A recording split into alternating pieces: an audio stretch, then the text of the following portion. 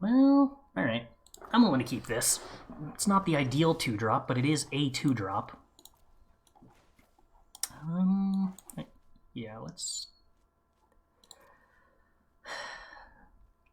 So if I lead on Haunted Ridge, I might have to shock Shatterskull Smashing at some point. And I don't really want to do that against Mono Red, but I can't play Kalain on 2 unless I play Haunted Ridge on 1. I think I'm going to assume that I should not take the 3 damage against a snow-covered mountain deck. I mean, it's a Dragon's deck. Okay.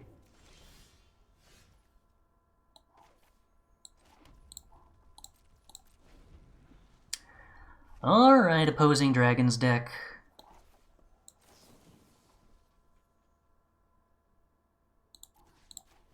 You did have Fearsome Whelp on 2. How good is that? My hand is not very good against a Dragon's deck right now, anyway. Graveyard Trespasser is not for this kind of a matchup.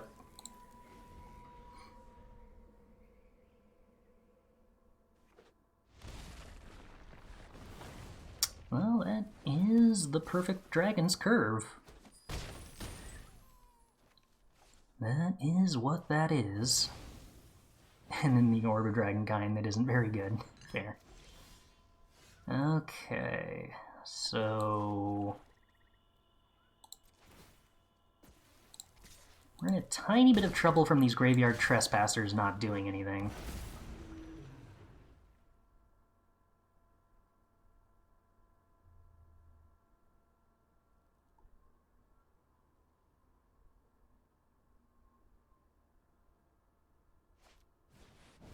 Tundra Fumarole. Okay.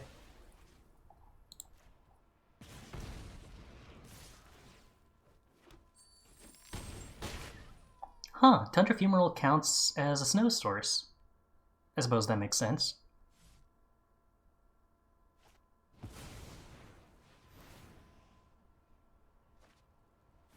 We are definitely getting hit by the ultimate of the glass cannon curves that make dragons look like a good deck.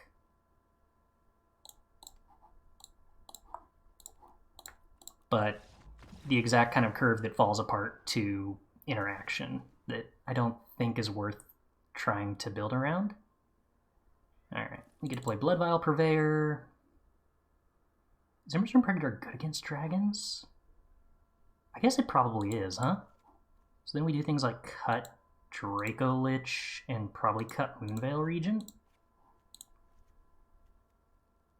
Definitely cut Graveyard Trespasser, I suppose. And then just play more things that block dragons. Probably play Infernal Grasp. Probably don't play Magda.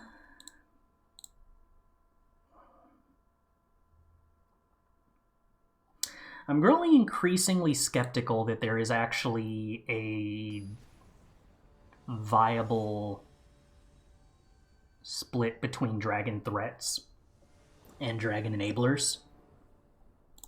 I think you just have to hope to draw exactly the perfect combinations of them, and nothing else really works. But luckily, this time around, we drew the exact perfect combination of them, even if we have to hurt ourselves a bunch to make that happen.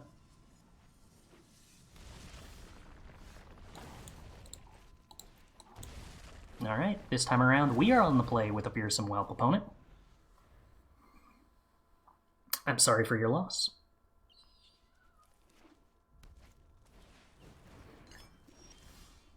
Orb of Dragonkind is not really an acceptable substitute. I should have gone for the snow land. I don't know why I didn't. Reflex said that the land with a higher rarity was better, but that's patently untrue.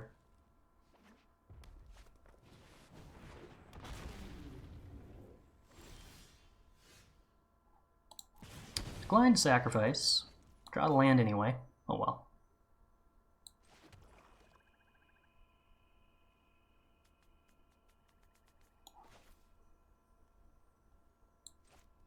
I guess I'll probably still wind up declining this sacrifice.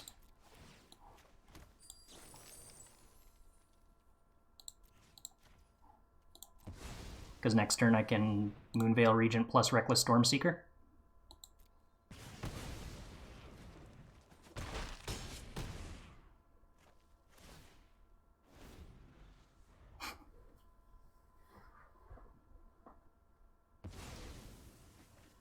Yeah. So far in these games, it has been somebody has Fearsome Whelp and somebody doesn't. I will decline to sacrifice the swamp. I will decline to sacrifice the Spikefield Cave. I will play this 1-mana Moonveil Regent, and I will give it haste. And +1 damage. Yay. Okay. Turns out 4-mana Moonveil Regent with haste is a playable Magic card. You love to see it.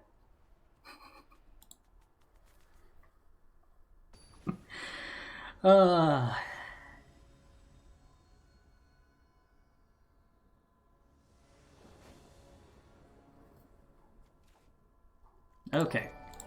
Unfortunately, Fearsome Whelp doesn't discount Bloodvial Purveyor, but we do get to play Bloodvial Purveyor, and I'm pretty sure that's really good against dragons. We'll see. Howdy, Sidetrack. How goes it? Orb of Dragonkind. Oh no, oh, Kalain. That's actually the one card that kind of punished me for playing the Shatterskull on turn 1 instead of the Den of Bugbear. I was debating if I was supposed to do that. Alright, well, Kalain it is, because I still want this Bloodvial Purveyor out next turn more than I want to start stacking discounts with Fearsome Whelp. Oh no, my opponent played a 4/4. Oh no! How am I ever going to beat a 4/4 that flies? Luckily, I think it's pretty hard for Mono Red to answer a 7 toughness creature. But they do get blood tokens. That is scary. You got me there, opponent. I think we're gonna take some damage.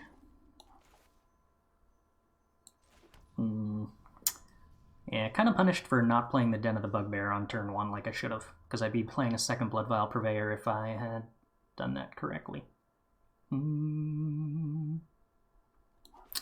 Well, you know what? I guess we'll just set up for Bloodvial Purveyor next turn. Unfortunately, they've got 1 mana floating here, so I can't attack my Bloodvial Purveyor into their 2 dragons, because if they sack the blood token in response, my Bloodvial Purveyor is only 7 power. Shucks. We'll just have to sit back with our 6/7 blocker. Isn't that just a blood token? Yes, but Bloodvial Purveyor, in order to not just trade 1-for-1, needs to be at 8 power. It gets +1 power whenever it attacks for each blood token the defending player controls. But if they sacrifice the blood token in response to the ability, then it doesn't get the +1 power to make it 8. Howdy, Youngpot. How goes it? I'm inclined to say I'm probably supposed to be blocking Goldspan Dragon here. Ooh, do we got a removal spell? Dragon's Fire to set up the 2-for-1? Fully 2-for-1'd. Dang. Alright. Well, I still can't really sacrifice this land yet, unfortunately. Town-razer Tyrant. I really need another land.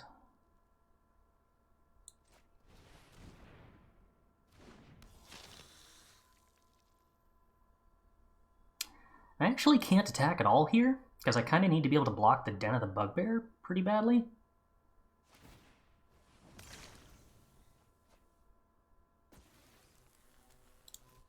Yeah, the opponent had 1 mana up there to sack the blood token.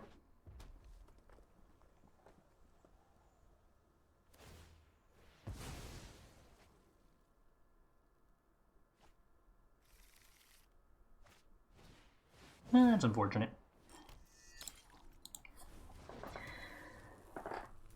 So I guess paying the 3 life for the Shatterskull Smashing would have wound up hurting. No, actually, I would have lost less life overall, because instead of this Stormseeker, I would have had a 4/4 flyer. So I would have taken like 8 less damage overall if I had correctly played the land on turn 1. Yeah. So I imagine if I play that Den of the Bugbear instead of the Shatterskull, we probably win that game from the way that it looked like it was playing out. I would have had to sacrifice this land eventually, which means I still would have... No, because then I would have played the Fearsome Whelp instead of the Stormseeker. Yeah. Well, no, I'd still be constrained on red sources then.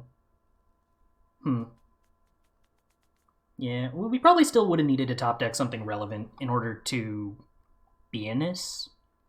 If we continue to fade on lands forever, then we were losing, but educational. Okay. Well, this is basically a hand of magic cards. I don't know whether I'm supposed to lean on Kalain or Fearsome Whelp. I don't know if that even changes whether I'm on the draw or on the play.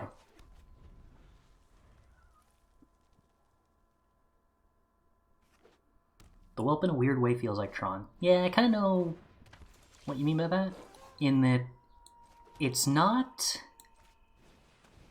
good, but if everything about your hand comes together in the exact right way in the first 2 turns, then it's good.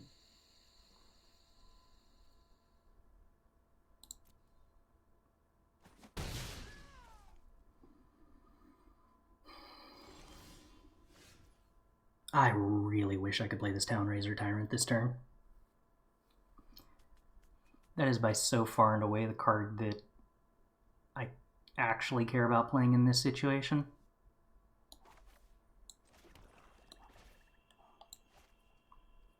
Alright, opponent, tell me. Do I actually get to do damage with this Fearsome Whelp? Because I kind of think I'm just playing Kalain into Ebondeath. If the opponent is kind and doesn't interact with me in any way.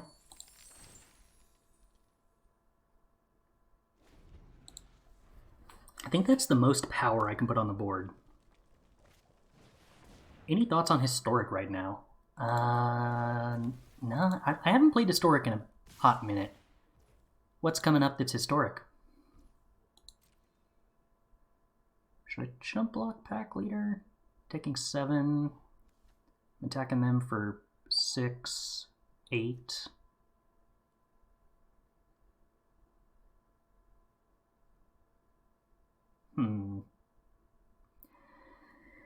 Am I a coward? I always feel like I'm a coward. Very well. Jump blocks ahoy.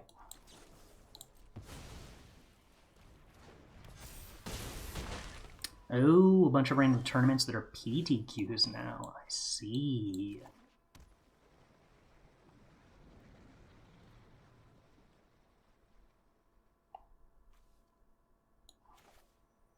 I think I'm probably just supposed to set up for 1 mana Moonveil Regent next turn.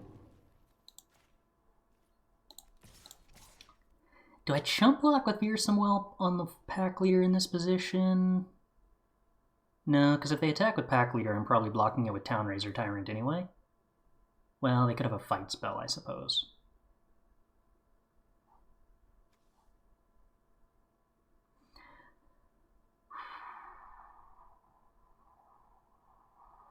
Let's race.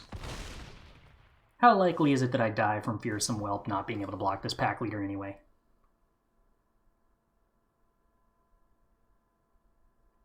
Take care, Hotbuck. Thanks for stopping by.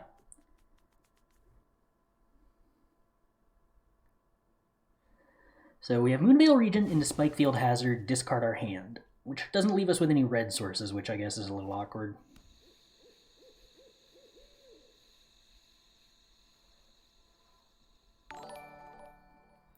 Silverback Zero, thanks for the follow.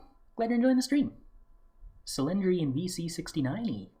and a honey badger as well, who I all missed, because I'm bad at having this turned up loud enough that I actually hear it.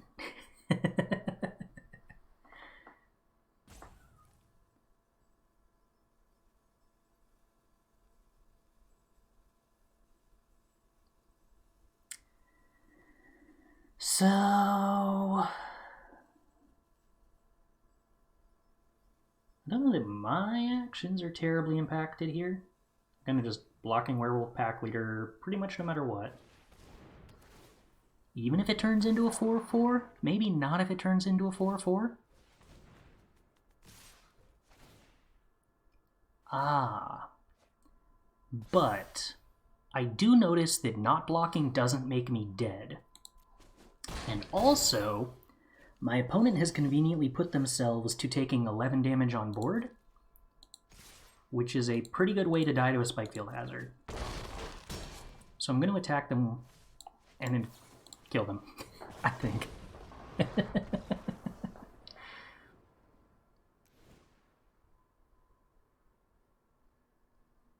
One damage is a lot of damage, isn't it? Yeah, I like the winning line. Okay, so once again, I think we're trimming Graveyard Trespasser, bringing in the Bloodvials and the Infernal Grasps. Actually, you know what? We put this card Burning Hands in our deck. I bet that's probably supposed to come in against green. And I also bet that I probably cut the Magdas on the draw. And then probably a Stormseeker for an Infernal Grasp. Is Ebondeath good against them?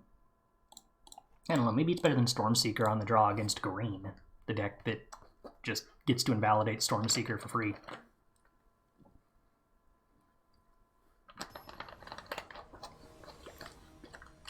Oops, I played a creature. Every creature beats Stormseeker.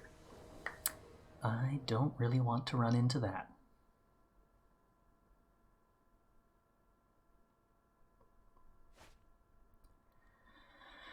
Okay, not an exciting opening hand.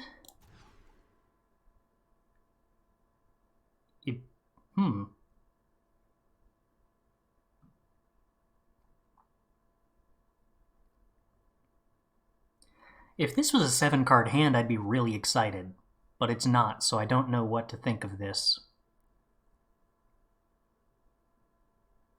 I guess I keep it.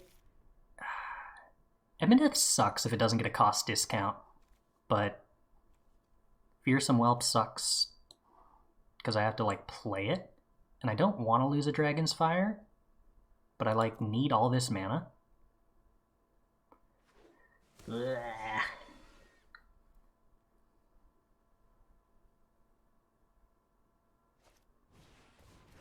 Tenacious Pup, and my opponent mulliganed as well. Alright, so this could be worse. We find more dragons. That makes Fearsome Whelp a better magic card. Ascendant Pack Leader. Okay. I can handle Ascendant Pack Leader getting a counter from Tenacious Pup. That's manageable.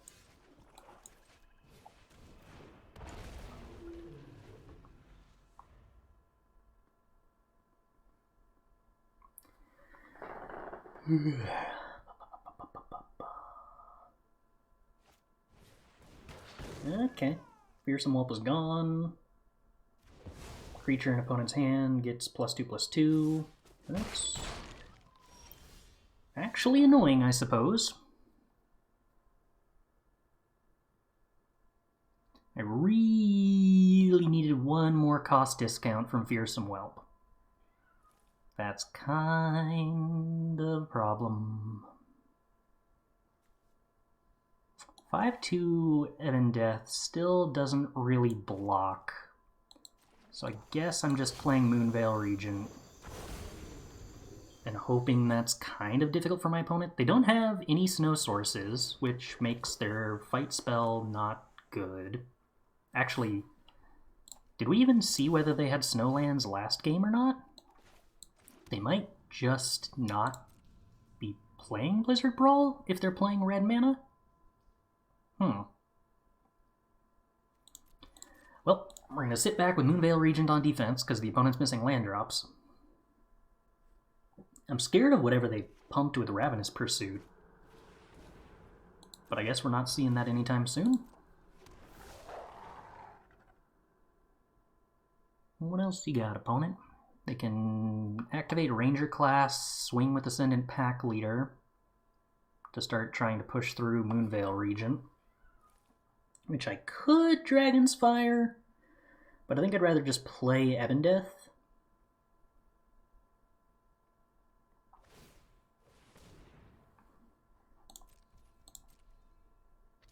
Yeah, I think my life total is such that I can just take this damage.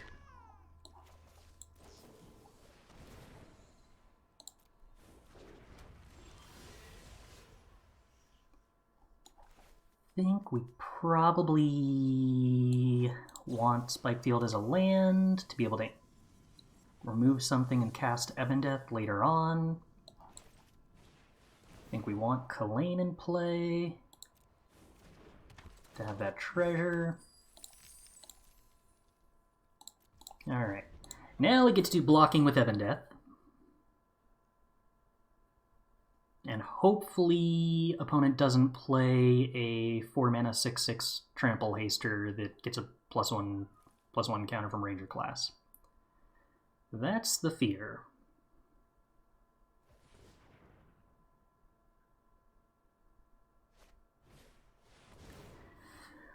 Opponent did that exact thing I said I didn't want them to do, which is a bummer.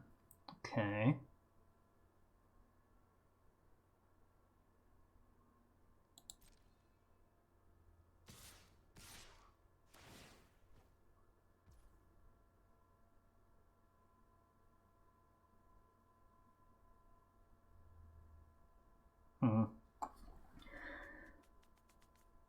Oh, wait, this actually works out, like, perfect. They didn't do the math on this, right?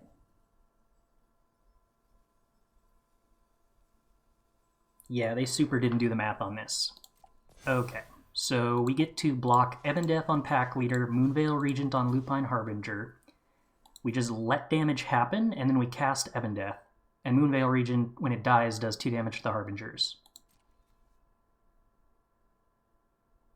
And I just actually get a 2-for-1 out of this attack. Although some trample happens. That's true.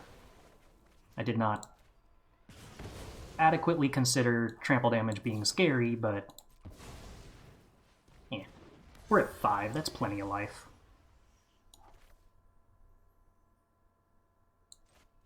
A-Goldspan Dragon can start making treasure mana. Still got Ebondeath for blocking, still have Dragon's Fire up, actually clocking the opponent. I like this situation. This feels like a good situation. I mean, 5 life is still sort of scary, but hey, we have Dragon's Fire that does 6 damage now. That's kind of like having a real removal spell. Maybe. Lupine Harbingers. Oh my. Swings with both. Do I need to trade Ebondeath for that 3/3?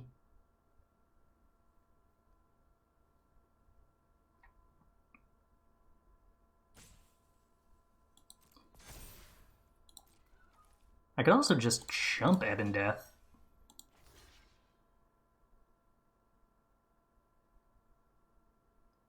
Or rather, just chump the wolf and trade the Ebondeath for the Harbinger. Don't use the Dragon's Fire here.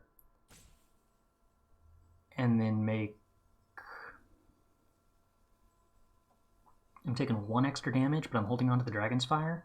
I guess they have a 3/3 this way around. Yeah, I think this is probably fine. We're not really giving up the Kalain because I have another Kalain in hand. Was my thought.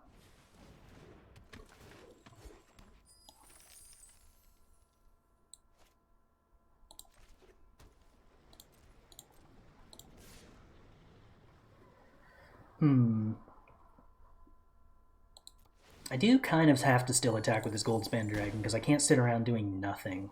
My opponent will eventually outvalue me. Did I have to Dragon's Fire there before my opponent had the opportunity to potentially... Well, no. Super rewarded for not doing that. Before they could have a Snakeskin Veil. Choose a dragon we control.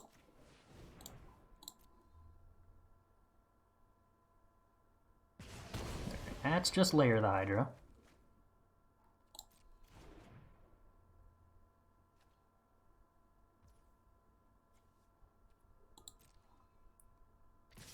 Opponent attacks.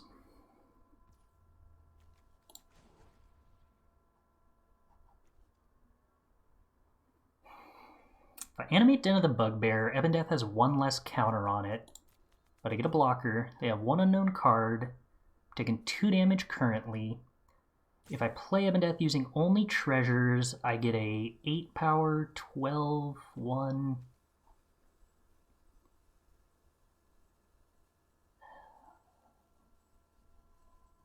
If I guess I could block the Despair Sentinel and then play Ebondeath, and the Kalain doesn't really matter. That's probably safest.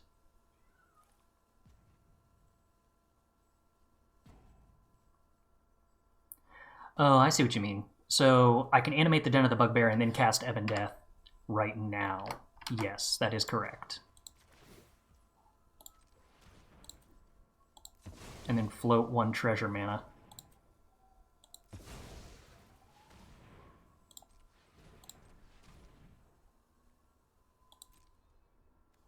Yeah. Alright, I like this. I like this.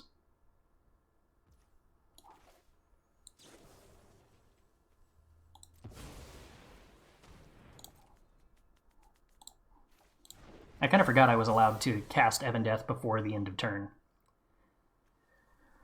So that means we actually get to kill the Tenacious Pup.